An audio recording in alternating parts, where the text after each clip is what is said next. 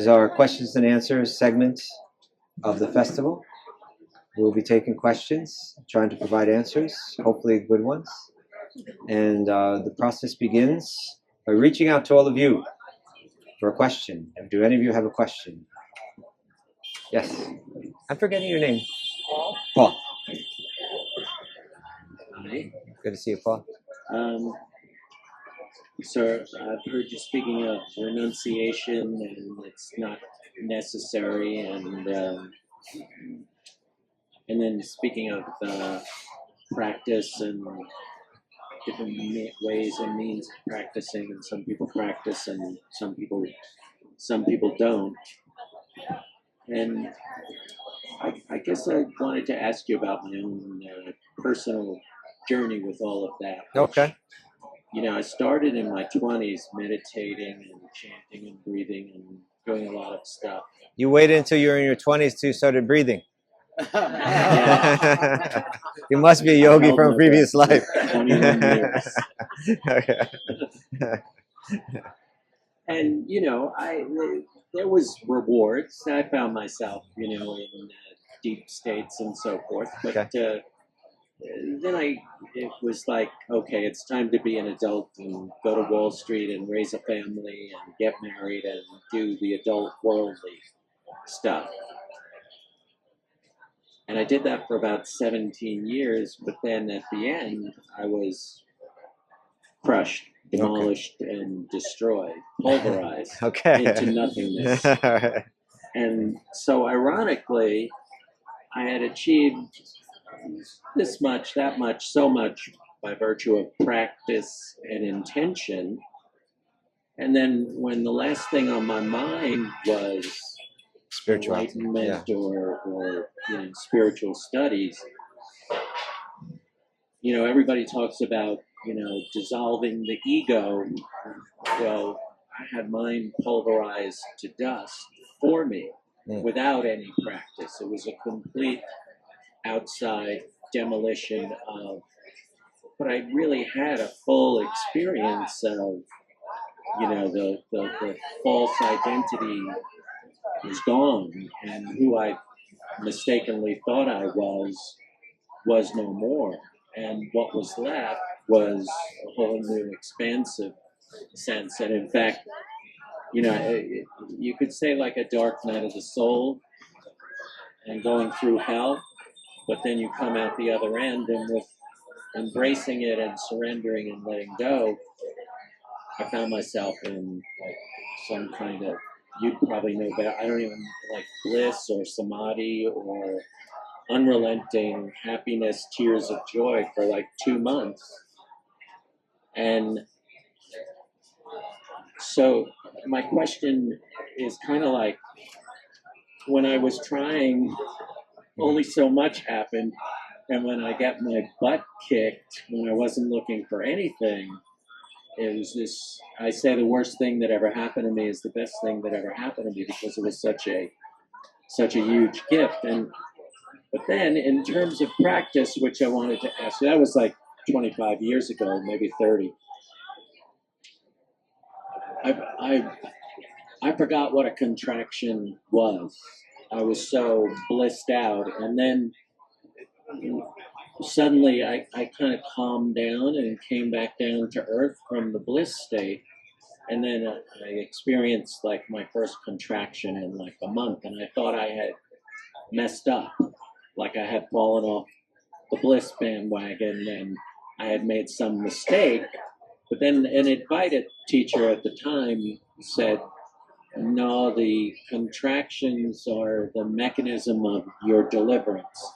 Now they're going to start coming up, but you're not even reacting, you're responding to them in a whole new way from a whole new place. And so there's a letting go and a dissolving. And I would say that's largely been my practice ever since then, is to handle contractions. So I was just wondering where I'm at and how's my practice and how does it match your tradition? Okay.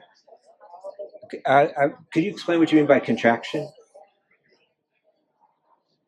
an unwanted and or negative feeling of the lower vibrations, such as somebody had a chart. It was like apathy, grief, lust, anger, pride, All right. as compared to happiness, love, courageousness, freedom, and joy. Okay. Well, that's a very interesting journey you've been on, my friend. And I'll share some thoughts. So where you began was we were talking about, is renunciation necessary or not? And that in one sense, for some people they practice renunciation, others don't. I just wanted to clarify one thing about that, is ultimately there needs to be an internal renunciation.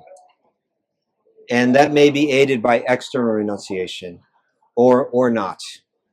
But internally we need to let go. Internally we need to let go to certain ideas, false ideas. That has to be there. And it seems like you went through a stage where you were experimenting with your mind with different kind of practices. And then you say, then when you kind of dropped that, you had other just kind of normal, life, worldly, let's say worldly life experiences. And they did something to you that you said it kind of crushed your ego. Yeah, that's what you felt. And that may be happening to all kinds of people. I'm sure it is. But they may not interpret it the same way that you interpreted it. They may have just said, my life is horrible, or I had a nervous breakdown, or something like that. You looked at it through a lens of yoga, in a sense.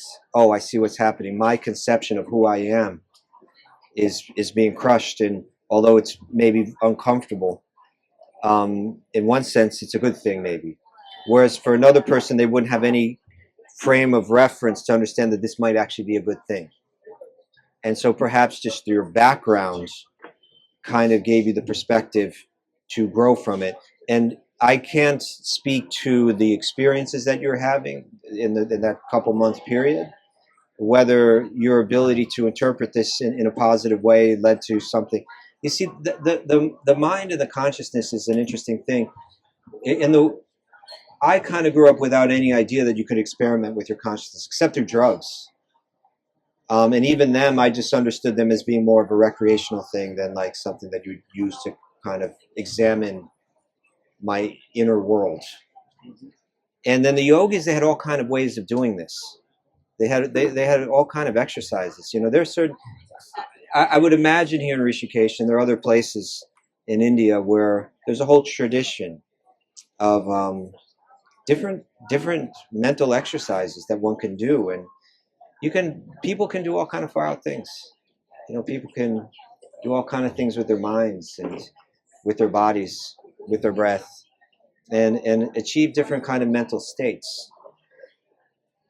That's interesting. But it's not the goal of life. It can be used as a tool to go deeper into life. It can be used as a tool. Even those, in one sense, every single person here or anywhere for that matter, in a moment, at any moment, we can have a profound spiritual experience. And as simply as this, take a few deep breaths, sit back and look at your mind. And just look at it as an observer. As we go through life, we're commonly, I'm so happy to see you. As we go through life, we're commonly living within our mind and identifying entirely with our mind. So the thoughts that are going through our mind, we think are me. Like in other words, I am happy. I am sad. I am confused. I'm elated. That's how we think. We think it's actually me that's experiencing this. Where the yogi says, no, my mind is experiencing happiness. My mind is experiencing confusion. It's this piece of equipment that I operate through that is experiencing these things, and I'm sitting here as an observer. And the more clearly I experience that, the more clearly I understand that, the more clearly I experience that, the more that I can pass through this world with an even mind. And they call it samatvam. So like if I read a book about like the Bhagavad Gita, it does mention some far out yogic practices. But when Krishna is speaking to Arjuna and really encouraging him what to do, he's saying have an even mind. He's not saying go into like far out, different crazy breathing techniques and he's saying do your duty in life, be very responsible, and always think of me. Try to have an even mind. Try to see the spirit within every living being, right? With all different humans, men, women, black, white, wherever they're from, even the different species, even the plants. Try to see the soul everywhere. Try to find happiness within yourself. Try to understand that you don't need happiness through any external thing, Arjuna.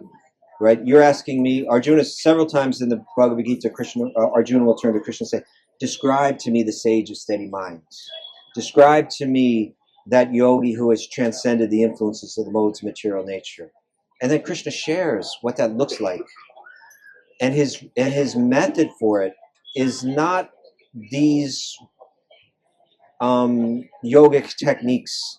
There's so many, doing all leads or in and that, he doesn't go there at all. Those techniques we see, they kind of grow out of Vyasa's original books, right? There's the Vedic text, there's the four Vedas, there's the Upanishads, there's the Vedanta Sutra, there's the entire Mahabharata, and then there's the Puranas. The Puranas are a huge collection of, I haven't read them all. And certainly the Vedas are a large body of knowledge too, but from what I see, they're not so much speaking about these yogic techniques in great detail. Those kind of grow out of the tradition. Different yogis who are in touch with this, they did these experiments and they wrote down about their experiences. And they instructed people how they can go through these experiences.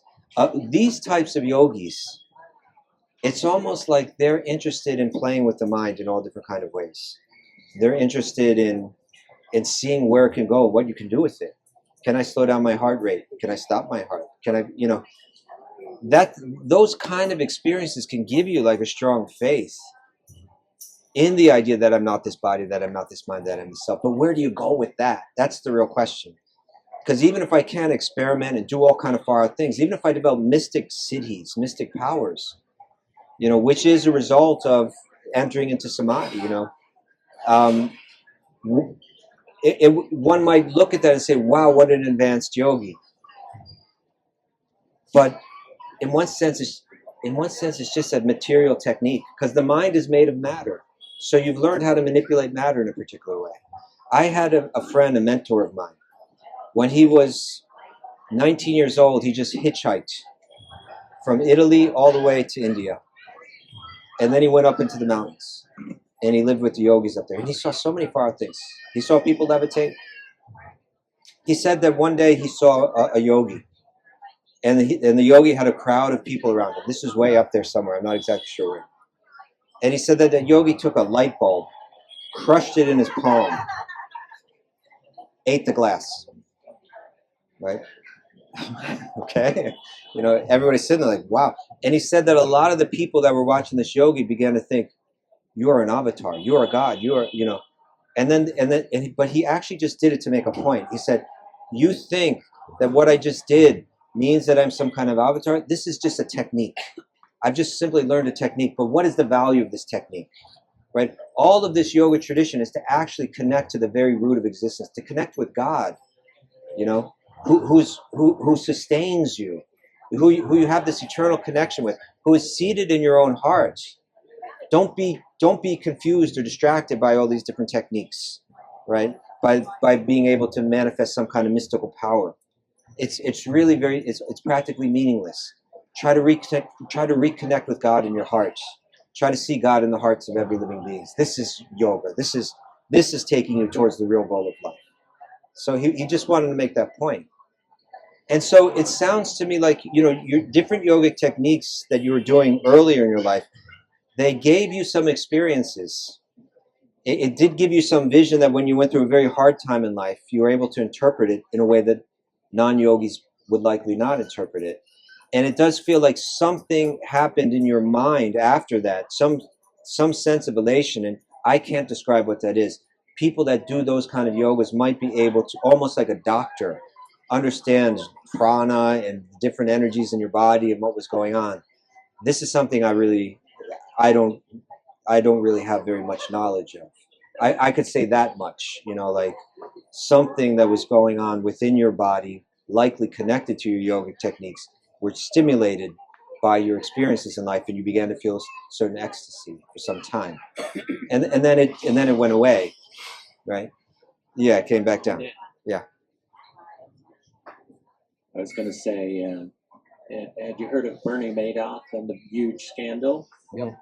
And he had two sons who I would characterize as having experiences similar to myself. You didn't see it coming. You didn't know what was going on, and out of the blue, your entire world is over, Turned upside down. And what you were saying, I used an image of if the false self is a boulder that you're clutching and you're holding it, but it's sinking to the bottom of the sea.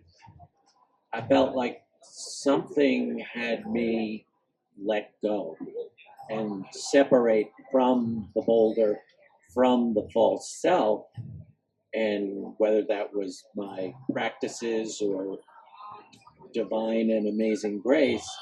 But his two sons couldn't let go of the boulder, and they sank to the bottom of the sea with it, and one of them died of cancer, and the other one committed suicide. Well, I'm glad that you didn't, Paul. Thank you. Okay, any other questions? You just need one. Just one to keep it rolling here. Yes. Daniel. Good evening, Daniel. I've been thinking about how I wasn't ready to ask the question, to be honest, but since you asked for Take your time and work it out. I've been thinking about the how it is that in this context the love towards a personal God it gets to the extent that it fully overshadows the love that you could have towards an abstract feeling of God, like the God as an energy and so on. And I was wondering if you could elaborate much more on that, because I find it that is in a big sense what pushes a lot of people away from pursuing a life of this, I don't know how to call it, this sort of commitment to happiness, actually. But happiness, to the happiness that is sort of a reenactment of the happiness that was lived by a personal God, that had pastimes, that had an actual sensibility of his or her own. So that's kind of the question. Could you try to rephrase that one time? Really? Yes, please. So the question is, could you please elaborate much more? Because I think you have done it before. Because I actually think this is a very central question. Okay. And why is it that the love towards a personal God is so much more powerful in bringing us the feeling in life that we wish for than the love for an abstract feeling or idea of God, the God as energy or however we wish to describe it? Okay, that's an interesting question. Why is it that the experience of divine love, or love for a divine person, or love for God as a person, is a feeling that is more powerful, even overshadows the feeling of, you could say, love for the abstract form of God, or let's say realization of or connection with or attraction to the abstract, the non-personal, the divine energy. That energy is described by the sages as being the effulgence from the body of Krishna. right? That it's an energy just emanating from his body, but without his personal features. It even kind of covers his personal features. We read in the Upanishads a prayer towards the end of the Isha Upanishad, where the yogi prays, "Dear Lord, please remove this effulgence so that I can see your features." Right? So I can see your features. I've used this before, but to think about this. Imagine that you work hard in this world. Maybe you work in some urban environment, and there's a lot of stress in your workplace, like we were just hearing from Paul. And so sometimes the stress gets to be too much. We can only take so much. We're living really unnatural lives in many ways. And so that stress builds and builds. And at a certain point, you're like, I need to get away. Too much stress.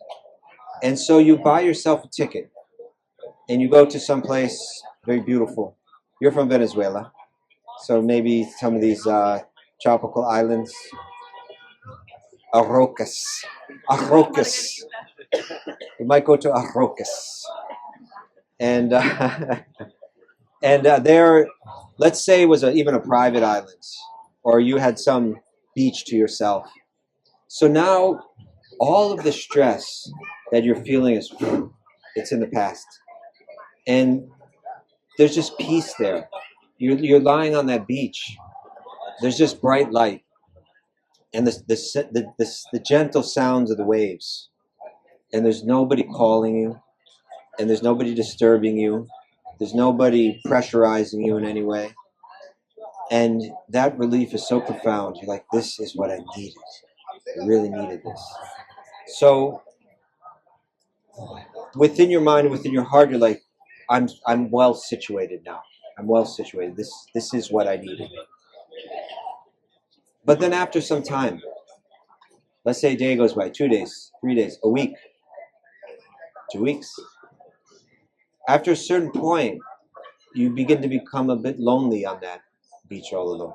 You know, you wish, if only I had the perfect person here to share this with, right? Then this would be perfect. And before long, you want to leave that place because you're all alone.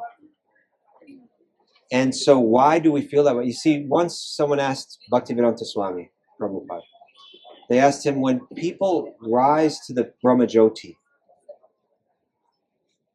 when they're experiencing that oneness of energy, and they feel this tremendous relief, why is it that they come back?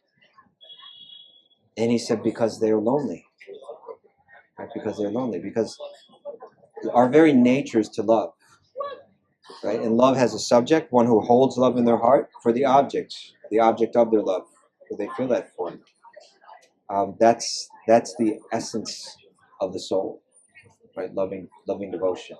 So achieving that peace, in once it feels like bliss in relation to. And this is really important, because when we talk about the full spiritual experience, it means something that's not relative, something that exists in eternality. But the relief that one feels is in relation to, it's relative to the suffering of this world. When your suffering is released, it feels like bliss.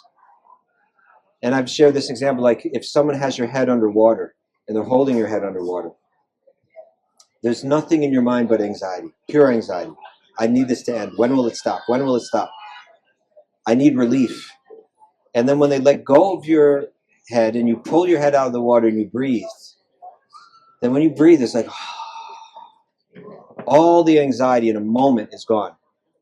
And you feel a profound sense of relief. And in that moment, when all the anxiety disappears, it almost feels like bliss. It's like, everything I need, I have. But we're all breathing right now. And it's no big deal. It's just a neutral stage. It's not a bliss stage. It's just neutral. It would only feel like bliss in relation to the relief of intense suffering. And so the bhakti yogis understand that Brahmajyoti, that attraction to the non-personal energy of God, in one sense is quite a spiritual accomplishment. To let go of everything material, it's a rare person that accomplishes that. but it's still just a neutral stage.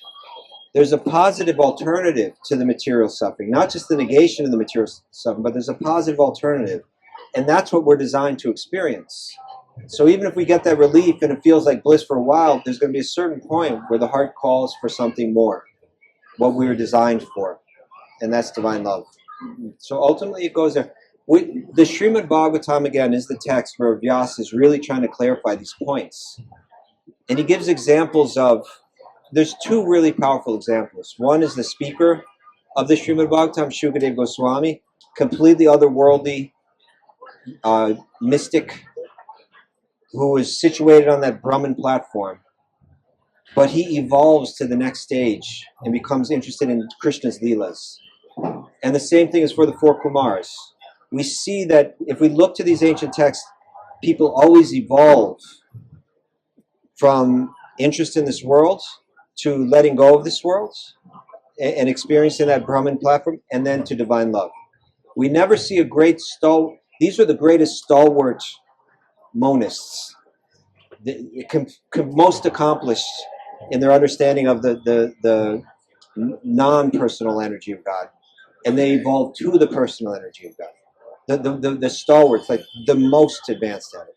Whereas in bhakti, we never see that. You don't see Narada, you don't see the gopis of Vrindavan, you don't see any of the great bhaktas move towards the impersonal energy. They have no interest in it, because they're absorbed in divine love, which is the very nature of the soul, and the highest bliss. It's always going in the other direction, always going from Brahman to bhakti, to divine love. Thank you, Dave. All right. Any other questions? This is my last night of doing questions here. My heart is a little heavy. Yeah. Tomorrow morning I go back to New York City. I'm going back now. Eventually you go back. Yes, Sanjeev. Unqualified question or curiosity. Would you be able to just give some context of Shiva in relationship to Krishna and Shiva in relationship to, I'm not keen on this term, but other demigods? Could you just be able to give some background, some context? That's a great question. This is something I had hoped to cover in our morning classes, but we never had time. So Shiva there are different tattvas, different categories of existence. And the original one is Vishnu tattva. But it means it's Krishna's category. Krishna expands into Vishnu, and Vishnu expands into many other ways. Different avatars. It means it is Krishna. It's Krishna's consciousness in another form. It's as if you or I could create another form, and our consciousness was in that form. And we might express ourselves a little bit differently in that form than we do in our original form. That's all the different avatars. They come with different purposes. Sometimes they come to play. Sometimes they come to restore order in the universe. Sometimes they come to teach the Dharma for a particular age. Sometimes they manifest for so many different purposes. But always the deeper purpose is they come to connect with their devotees. Like that. That's always the deeper purpose. Paritranaya sadhunam vinashaya chaduskritam dharma samstarpanataya sambhavami yuge yuge in Bhagavad Gita. Krishna is saying again and again over the course of different ages, I descend into this world. Two reasons, he says. Paritranaya sadhunam vinashaya chaduskritam. Vinashaya chaduskritam means those demoniac entities who are taking over and messing everything up, I come to take them down. But that's not the real reason is paritranaya sadhunam. I come out of love for the sadhus. I come for my devotees. It's really his only interest. Krishna's really interest. He comes out of love. But there are also the devas, the different gods and goddesses, and commonly they belong to the category called Jiva Tattva. Jiva, we're Jiva. I'm a Jiva, you're a Jiva. We're these ordinary beings, in my sense. We're made of Krishna's spiritual energy, but we're called the marginal energy. We have a tendency to either exist under the umbrella of Krishna's spiritual energy, or to be covered by his material energy, lose touch with our nature for some time. Sometimes it's called the marginal energy. The margin, in other words, it's just like the beach. The water can come over it, and then the water can recede. We can become covered with illusion, or it can recede like that. We're in the middle, like that. The devas, most of them. When we say Indra, when we say Surya, that's not a name of a person, that's the name of a post. Right? That's like saying president, vice president, like that. And different people take those posts at different times. Different jivas, like you or I. Jivas who have accumulated tremendous good karma. Take on those posts, and they hold tremendous responsibility, universal responsibility. Someone's got to provide the light. Someone's got to provide the heat, right? Someone's got to provide the water. Just like in a city, there's different department heads. That's what these gods and goddesses are. And that's why one is directed to worship them in the original 4 Vedas. Because if you want the things of this world, they're the immediate supplier. Like that. But Krishna says in the Bhagavad Gita, people that worship these devas for the things of this world, really they're worshiping me, they just don't understand it.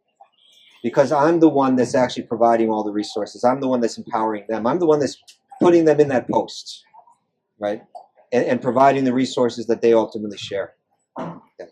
So, devas and devis, in most cases, in this realm and within this universe, they're Jiva Tattva. They're like you and me, a person taking a post. And then there's Shiva Tattva.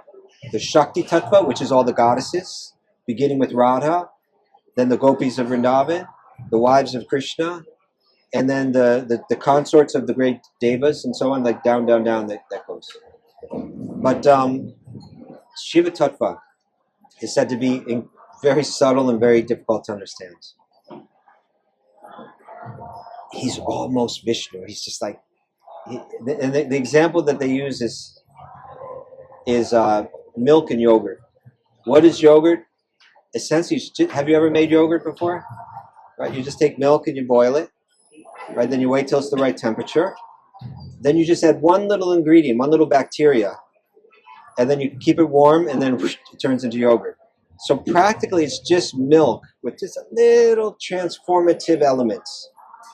And so Shiva of this realm is Vishnu, just with a little touch of the material energy, and he transforms into this most unique deva, the Mahadeva.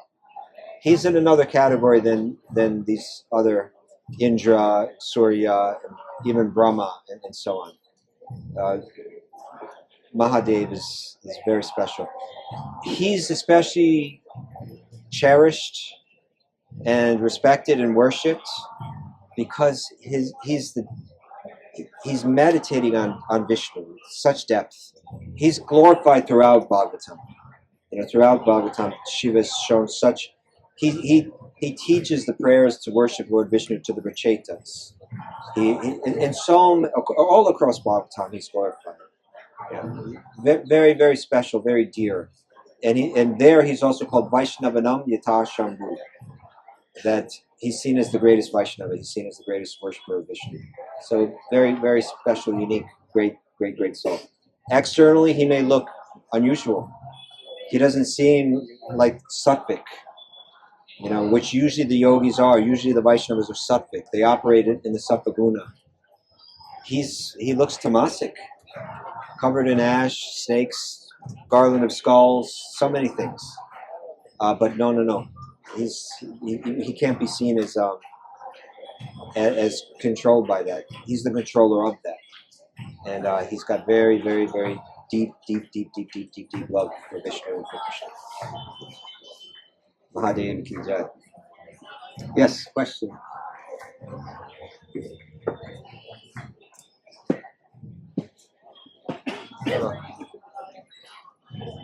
Actually, this is, I must give in the name of my friend, because I could not reply to him. Yes, your friend. Okay.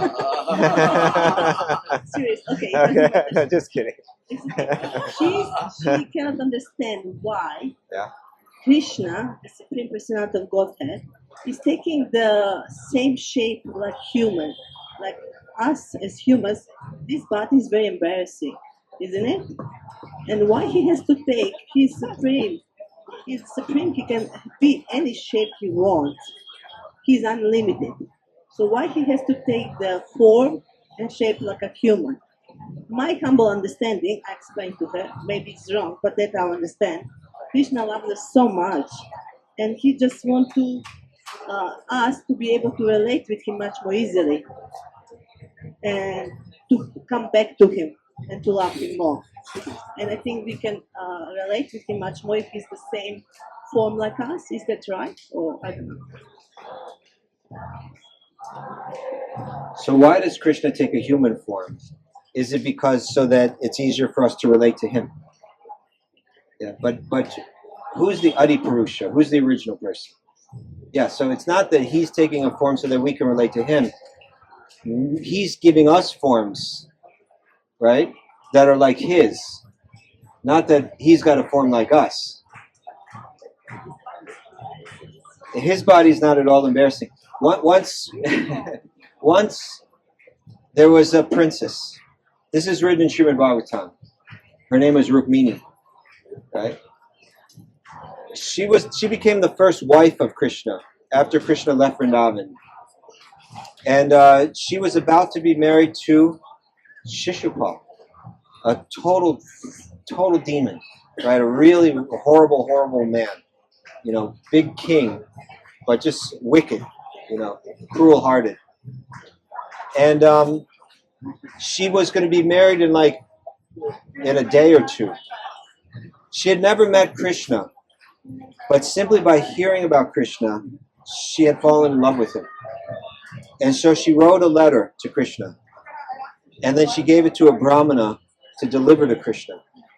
And that letter is in Srimad Bhagavatam. You can read that letter. That one got out.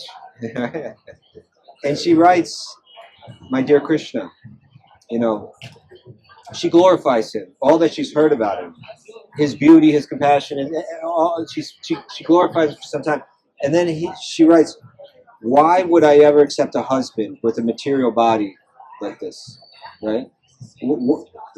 Why should I settle for that? How could I give my heart fully to somebody in one of these rotten forms, which the human form is? Our forms have all these problems, but our forms are these material forms are just a reflection of Krishna's form.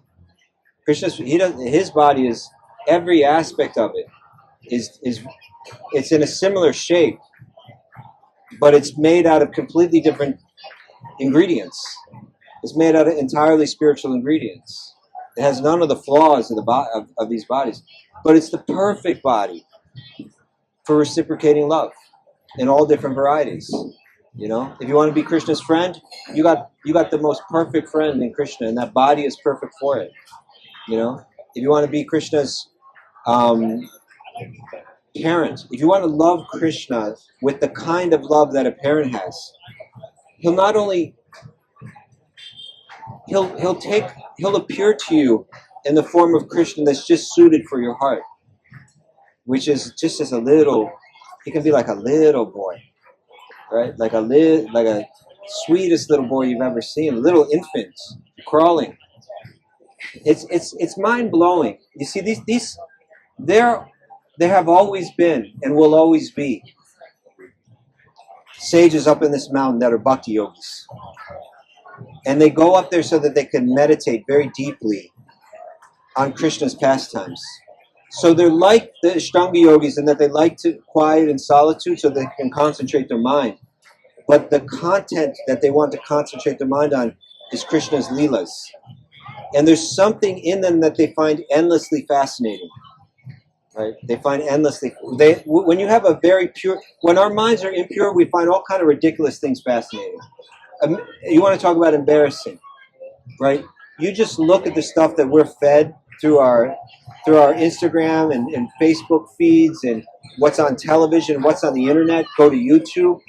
There's so much. Sometimes I wonder about my own algorithm, because I'm saying, well, how is this stuff showing up on my algorithm? You know, like, what did I do to deserve this? How low does this computer think I am? You know, that it's going to show me this stuff. It's embarrassing. But if we have a very pure mind, then we actually become fascinated in the most beautiful and meaningful content. And so these yogis, that's all they want. They've absorbed their mind in reading Krishna's Leelas, and they go off to meditate on them. And what they find endlessly fascinating. It's not like they need to keep turning the channel, but they can go into this idea that Krishna, who from his body expands Vishnu, from Vishnu unlimited universes expands, and then he enters into those universes and supports them all, and then he enters into the heart of every living being and every atom in existence. This boy is doing all that, but that's not even the fascinating thing. That boy who has the ability to control everything effortlessly becomes himself controlled by love. This is what they find fascinating, right? Because his power is inconceivable.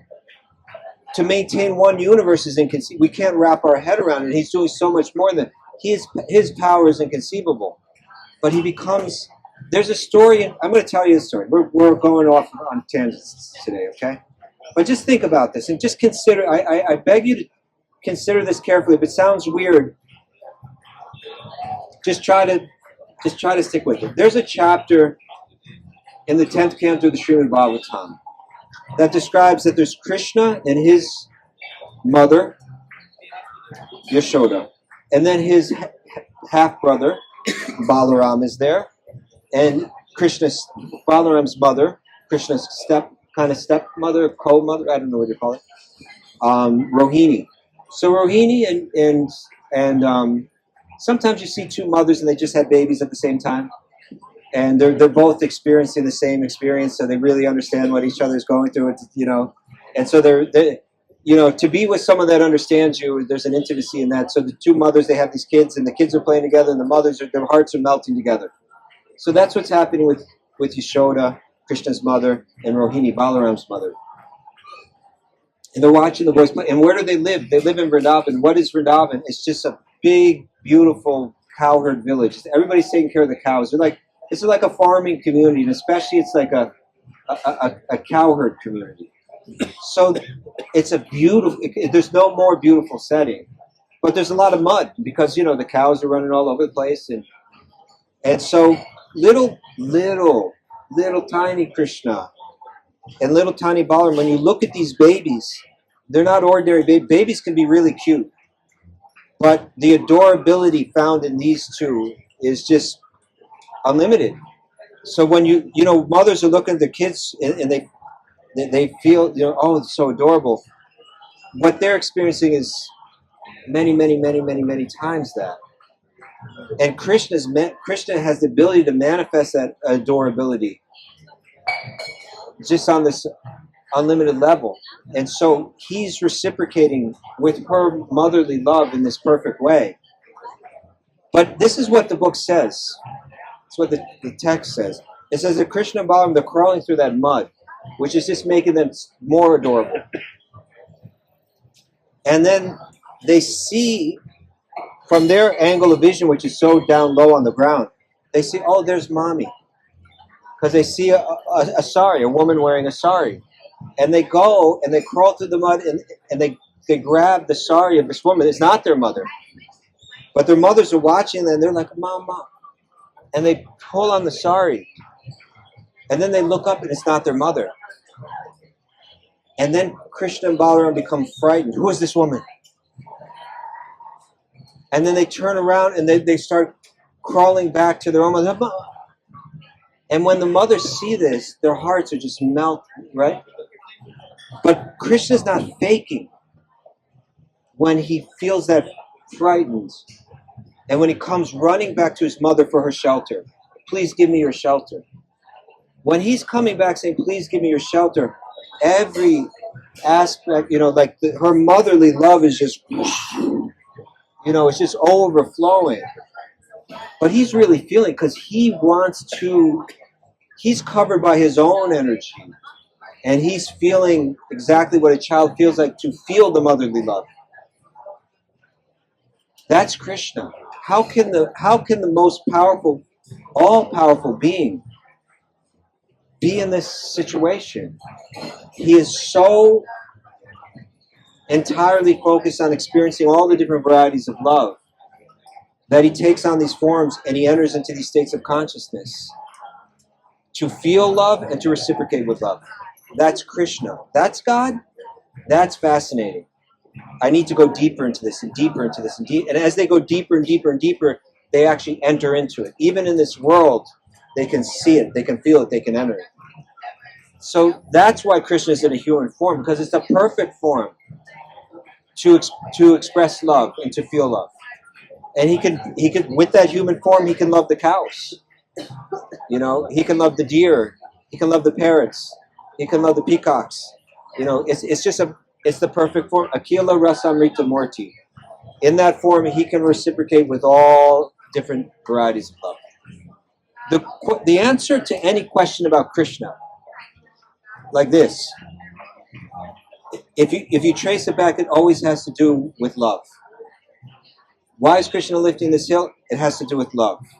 Why is Krishna dancing on top of the snake? It has to do with when he's dancing on that snake, everybody's looking at him like, the girls are looking at him like one way, his friends are looking, the parents are all looking at him, but it's increasing the intensity of the emotions of love that they're feeling. And that's what's ultimately behind all of Krishna's Leela. Sometimes there's an aspect of vinashaya chaduskritam. Sometimes there's an aspect of clearing things up and taking care of business, but that's not his deeper motive. Really his only motive is really paritranaya sadhunam, is reciprocating with the devotees. Okay? Thank you. Yes?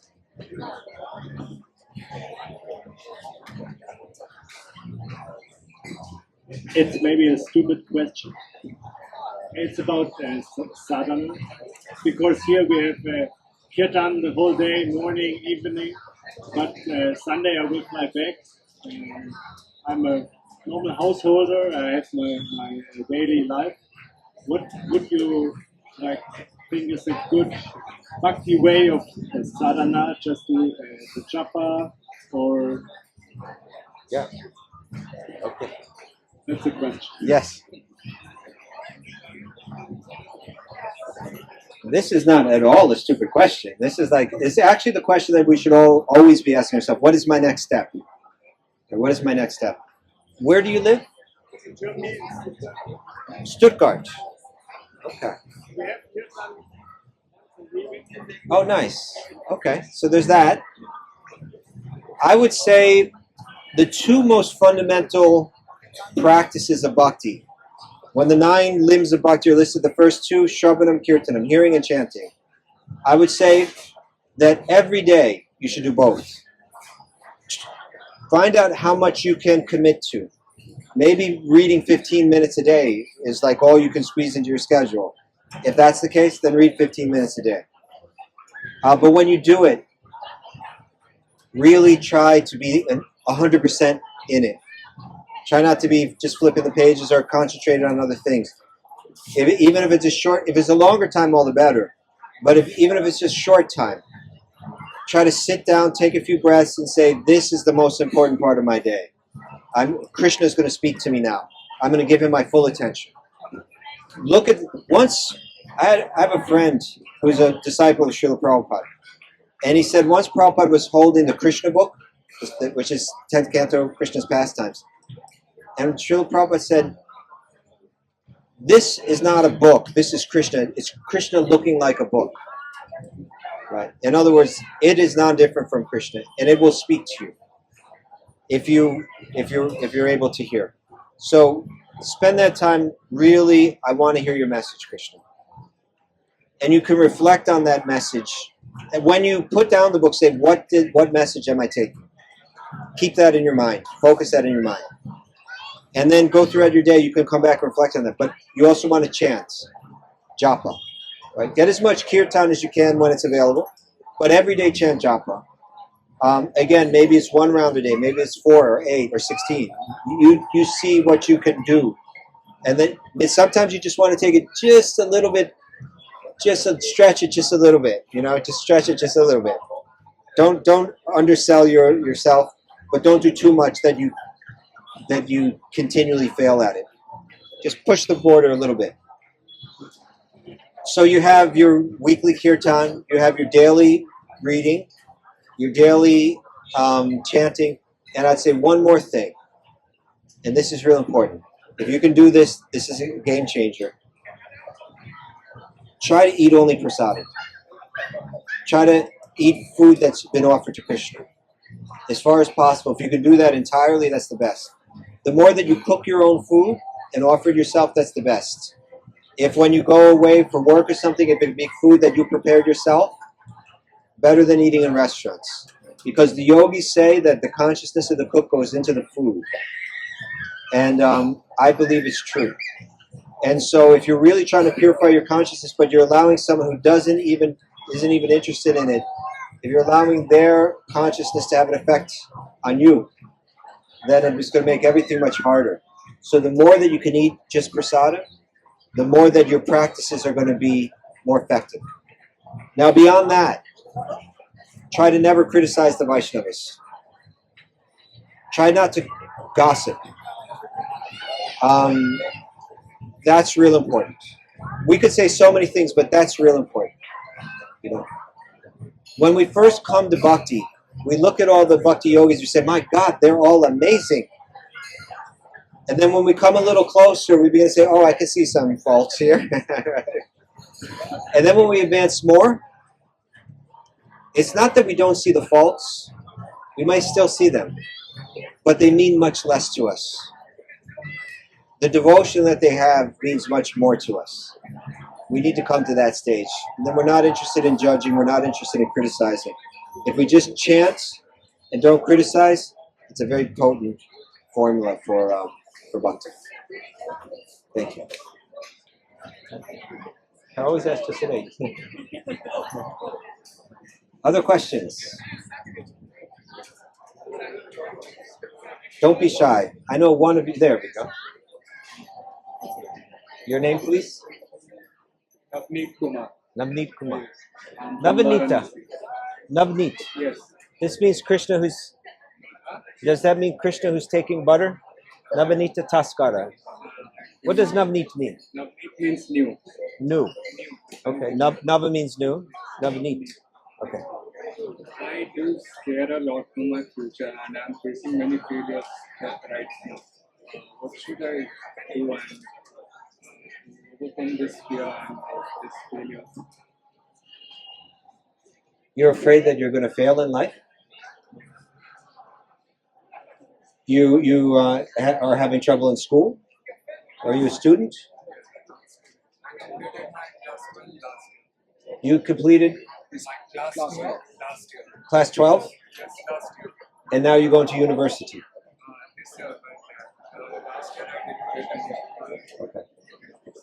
Okay. I'll tell you something. I know that in India there's a lot of pressure on the students. Yeah. You feel that pressure from your family? It's a cultural thing. It's very strong. Can I interject on that? Yes? So, I own a university. Oh, wow. So we own a bunch of universities, right? Okay. One of the largest online education courses in India. So, I'm going to offline after this. We're going to talk afterwards. We're going to have a coffee. And you'll get into college. Don't worry. Okay. I own it. It's not tough for me. I'll figure It's it going to out. be fine, Navneet. Just wait. Don't worry. I never went to university myself. And quite frankly, they barely let me out of high school. When I was in high school, they looked at me and said, there's something very wrong with this boy. For real. And they created this new program in the school where they took, I don't know if all of you know what like a trailer is. Like a trailer?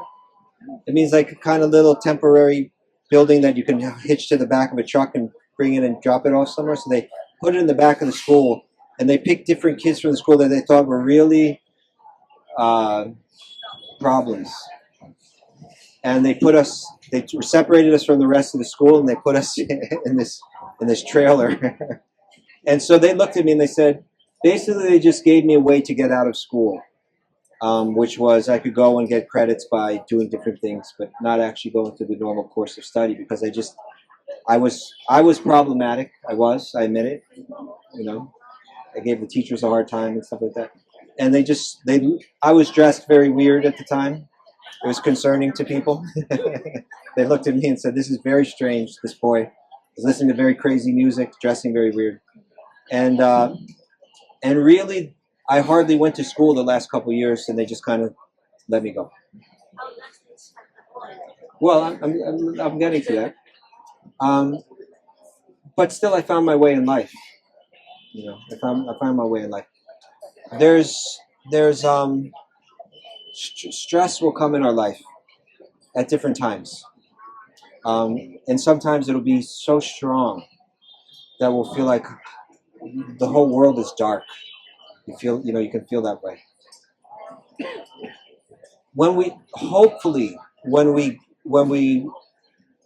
age a little bit, we become a little bit wiser, and we begin to realize that there are times in life where it's just kind of like a cloud is floating over me.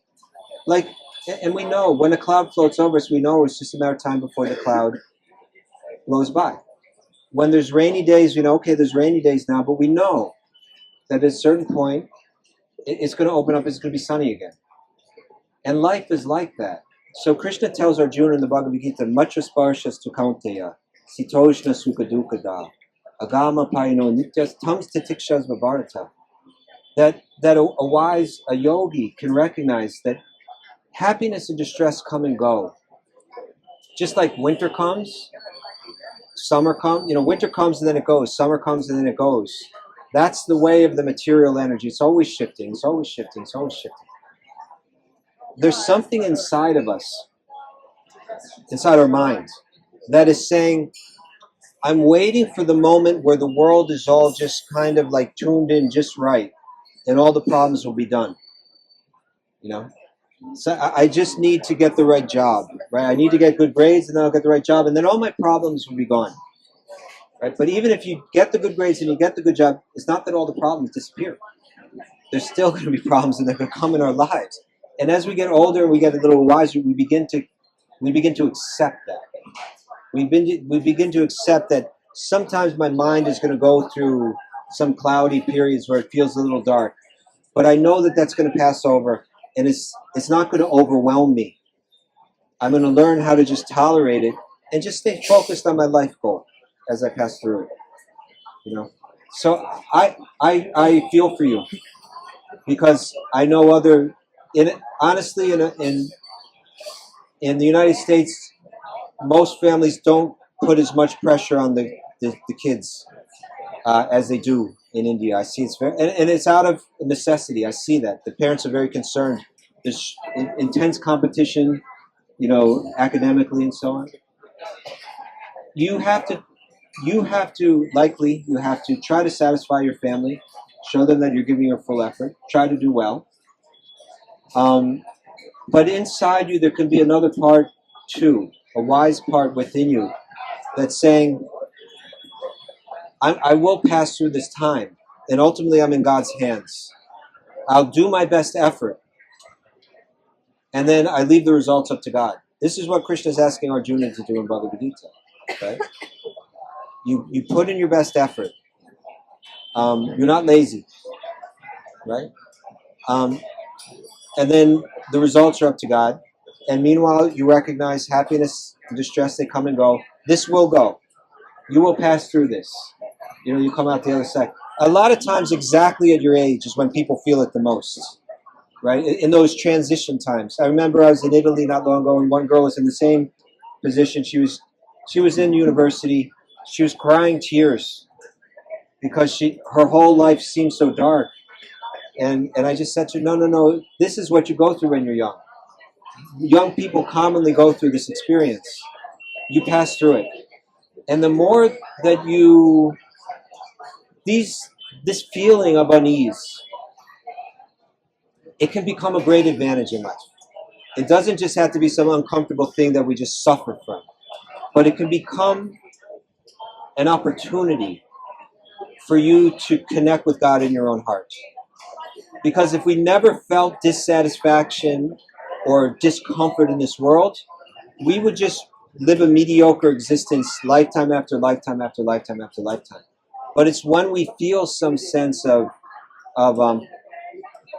this world is not my home, a little bit like that, that then what is my home? Let me reconnect. Let me talk to God. What is happening? What am I meant to learn? Please speak to me. I want to know. And as soon as you really start to connect like that, your life can really change. You may not feel it change in a moment, but then some years back, you look back and you say, that's when it all changed. You understand? And when you're young, like a few years seems like a long time. But when you're old, a few years is like nothing.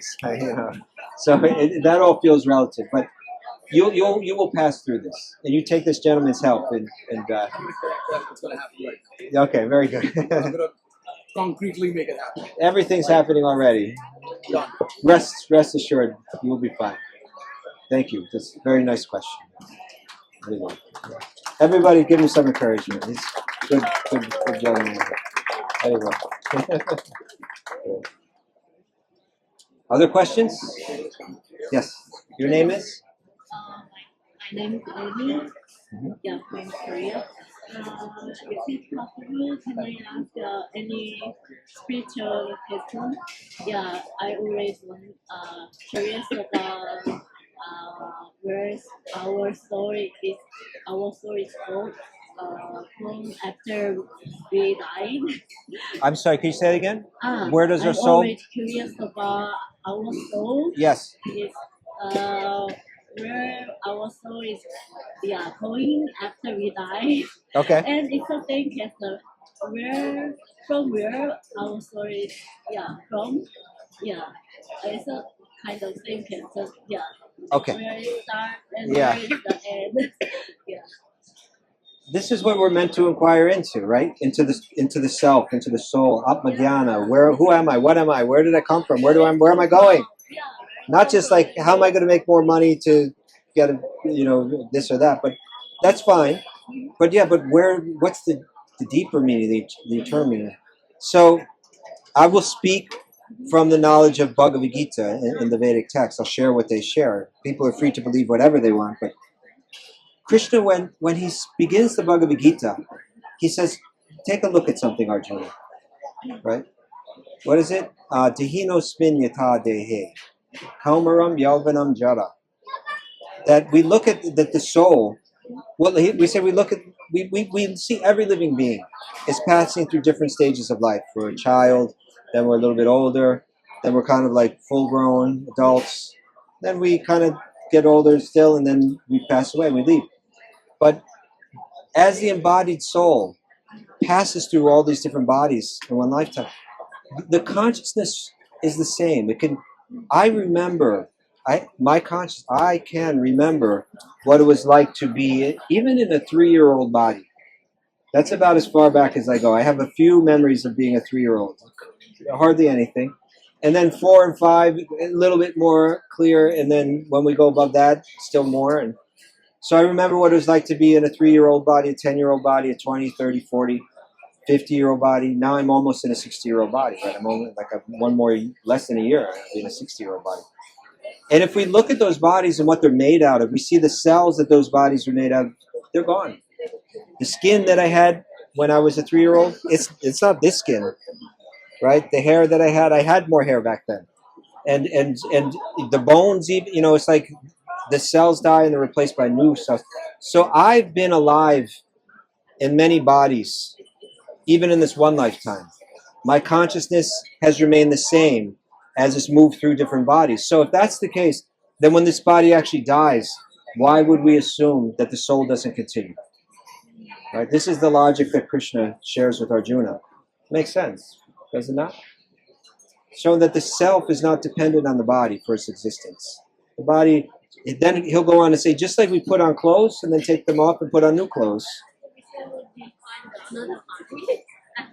Yes, yes. He's saying just like we have one pair of clothes, we take it off and put on another pair of clothes. he's saying a body is just like a pair of clothes. At one point you take it off, then you put on another pair of clothes, right? Another body. And so then we pass through many, many, many bodies, all different varieties. And what determines our next body is our karma, how we've lived, the choices that we've made, the state of our consciousness. Krishna will say, Yang Yam Bapi Smaram Bhavan Tyajanyante Kalevaram, that your consciousness at the time of death will determine where you go into your next life. Like that. But then he says, Tasmat Sarveshu Kaleshu Mam Anusmar Yudicha. So as you're going through life and doing what you need to do, always think of God. God is that being, the root of our existence. We can think of ourselves as like all leaves on a tree and God is the root. He's the one that's nourishing us, maintaining us, and so on. And we, as long as we stay connected, then we're vibrant, right? And so we can stay connected in our awareness, in our consciousness. Always stay connected to God in your mind. And if you can be in that state when you leave this body, then you reconnect with God fully. You return to God. This is, in a simple way, this is what these ancient texts say. Okay? Thank you very much. Yes, last question. Yes, your name, sir. My name is Sharik. Sorry. So first of all, thank you very much for Thank all you. the wonderful answers today. Oh, thanks. And I'm sorry you're going to New York tomorrow, but you know what they say, you should live in New York, but leave before it makes you hard. Okay. And you should live in Rishikesh, but leave before it makes you soft. Okay. So good job. You know? All right, thank you. So, coming back to actually the first answer that you had given, right, Okay. about, Yes. the gentleman's experience and, kind of experiences that people have had, Yeah. spiritual experiences. Okay, I'm going to sound nuts for a second, if you don't mind. All right, go right ahead. But it's not really a question, it's maybe, it's a question, So I had a weird experience, right? So first of all, I grew up in a very atheistic household. Okay. Both my parents are super sciencey, not sciencey, but they're into business. They're not interested. Skeptics. It was literally like rabbit atheism almost, right? Okay. Hardcore atheism. It's crazy to believe. Okay. Right? Yeah. And about 4 or 5 years ago, when I was around my 40s, right, I had a mentor that I met who was in former admiral, right? So he had killed millions of people, right? He was the head of all of the military of the US at one point in time. And he had some kind of spiritual awakening, obviously. And he said that, he told me once that my job was to find better ways to kill people. And I just got sick of it. And I said when I got offered the highest post, I didn't take it and I retired because I just got sick of it. And he gave me a book called The Problem of Pain by C.S. Lewis. Okay. And then, first I became Christian and then I did my little sannyasi thing. I actually went to Lansdowne, the middle of nowhere. I spent almost a year in a room with no one, Okay. And I didn't mean to, honestly. And actually, before that happened, right, I had this experience, and I started meditating for since 2019 or so, And I had started having little experiences, and because I think of one of the reasons I grew up atheist, it's very difficult to believe, right? It's a programming that's set, right? And anything that's outside that you're not supposed to see, really, right? I had a couple of small experiences. I started meditating a lot. But the weirdest experience that I had that actually scared me, right, was, somebody messaged me randomly, WhatsApp me, right? Person from Goa, they knew someone who knew me and they had a question for me, right? And the person said, I was trying to answer this, I'm going to buy a gift for someone, right? And it was a lady who was going to buy the gift. I assumed that she was going to a party or something after. And,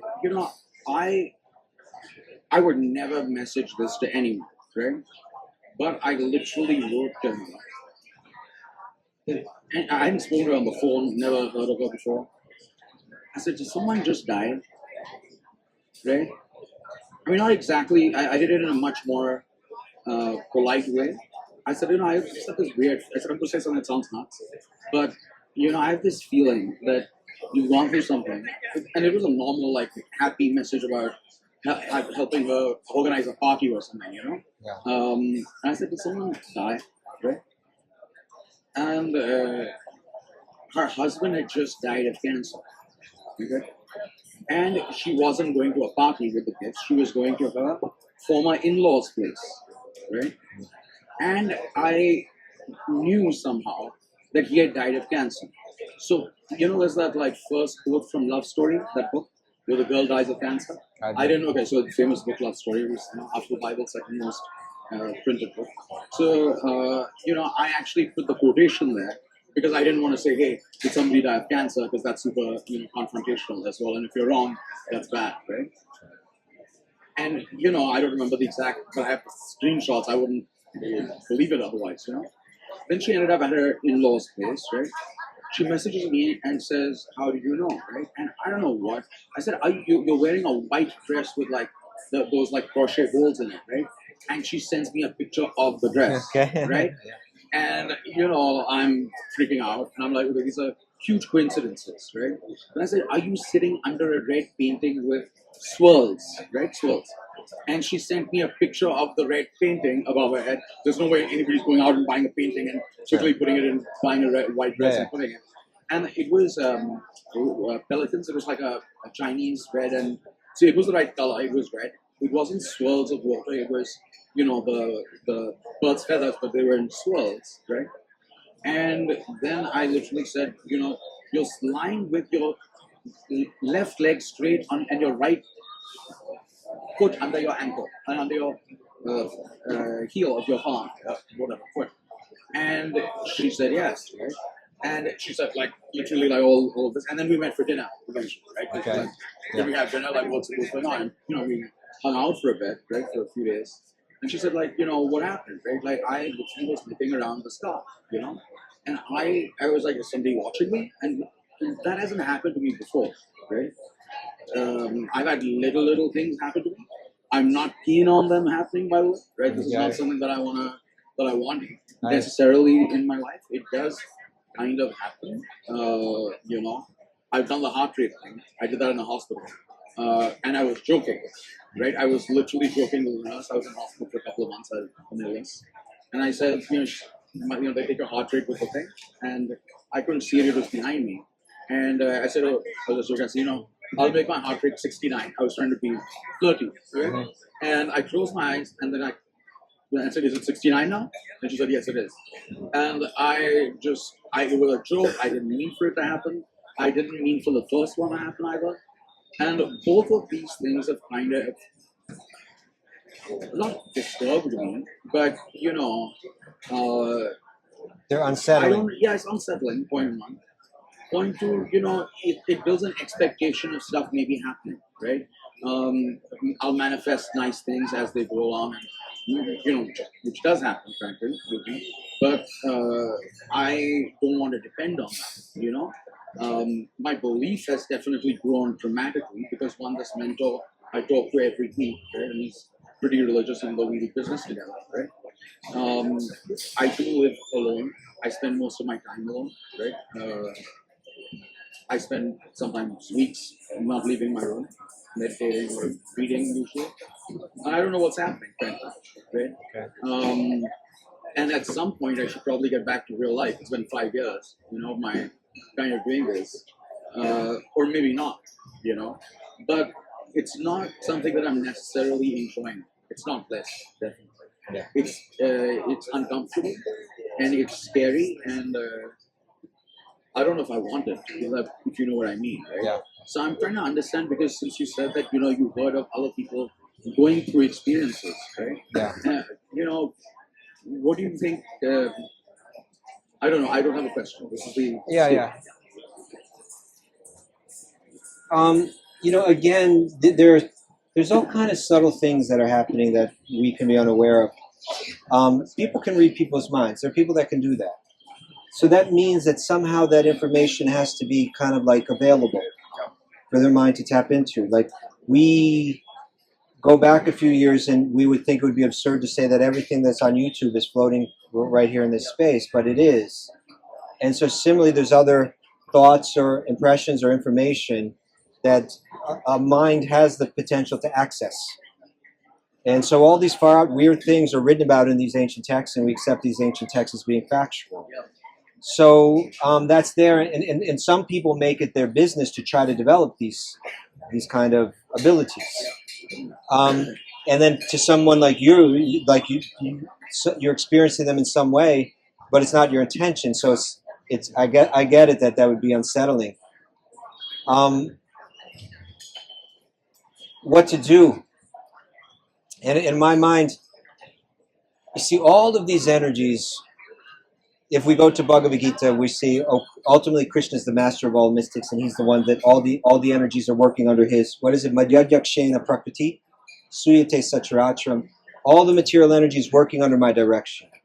So really, no matter what, the safe way for the Krishna Bhakta is just say, let me just take shelter of the one whose all the energies are working under his control. By doing that, I kind of just get under the umbrella of kind of like auspiciousness, right? And there are powerful ways I can do that. I can do that especially by chanting his names. This name, there's books of poetry written, just saying how powerful this name is and how it wards off all kind of inauspiciousness. So that, in one sense, that's enough.